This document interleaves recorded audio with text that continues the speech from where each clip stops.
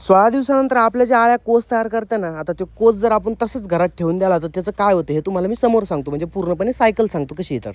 नमस्कार शेतकरी मित्रांनो, मी हरिओमन. मी bachelor of pharmacy degree complete करून करतो शेतीमध्ये रेशीम उद्योग. आता आळ्याचं जर स्टेटस म्हटलं ना तर ह्या जवळपास 65 ते 70 हजार ज्या आळ्या ना या 35 घंटेसाठी झोपलेल्या आहे. म्हणजे तिसऱ्या मोडवरती सगळे असते टोटल 4 मोड. म्हणजे 16 दिवसामध्ये आपल्या शेडमध्ये आपल्या ज्या आळ्या असतात फक्त 2 मोडवरती बसत आहे, एक तिसरा आणि चौथा. पहिला आणि दुसरा तर तिकडनंच उठून येत असतो. त्याच्यामुळे आपण जो कालचा पाला होता ना हे पूर्णपणे असं उभा टाकलेला आहे. बरं, तुम्ही जर नीट बघितलं असेल तर आपण आता उद्याला शिफ्ट करायचं हे सगळं उठल्यानंतर. कसं आहे, मी आता डिग्री करून शेती निवडलेली आहे, म्हणजे शेतीमध्ये सध्या काम करतो एक नवीन व्यवसायामध्ये, तर थोडंफार हालतीमध्ये होणारच. मला आणखी एक कमेंट आली, त्याचं मी तुम्हाला उत्तर सांगतो. कमेंट बघा तुम्ही.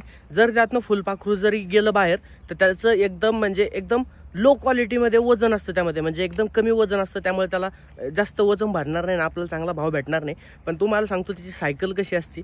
जेव्हा आपण कोस वेचतो, कोस मार्केटला देतो, एक 10 किंवा 15 दिवसानंतर ना, तुम्ही वरती फोटो बघत असाल, 10-15 दिवसानंतर ना त्याच्यातनं एक पाकुळी बाहेर निघते. म्हणजे ऑटोमॅटिक त्याला ती करंट ती कोसला आणि ती पाकुळी बाहेर निघते. पाकुळी बाहेर निघाल्यानंतर जी आउटर लेअरनं सोडते, हे बघितलं असेल तुम्ही वरती बघा, तर त्यामध्ये ना एक छोटे छोटे अंडे असतात आणि त्या अंड्यामधून परत काही दिवसानंतर काही टाइम पिरियडमध्ये एका एन्व्हायरमेंटमध्ये एका टेम्परेचर मेंटेनमध्ये ते परत जे आहे, जे की एकदम म्हणजे गव्हाच्या दाण्याहून किती छोट्या, बाजरीच्या दाण्या एवढं जरी म्हटलं तरी चालेल, त्याच्याहून छोट्या आळ्या बाहेर निघत असत्या. मग पहिला मोड किंवा दुसरा मोड झाल्यानंतर मग ते आपल्याला परत आळ्या आपल्या शेडकडे देत असतं, म्हणजे आपल्या शेतकऱ्यांना ते आळ्या देत असतात.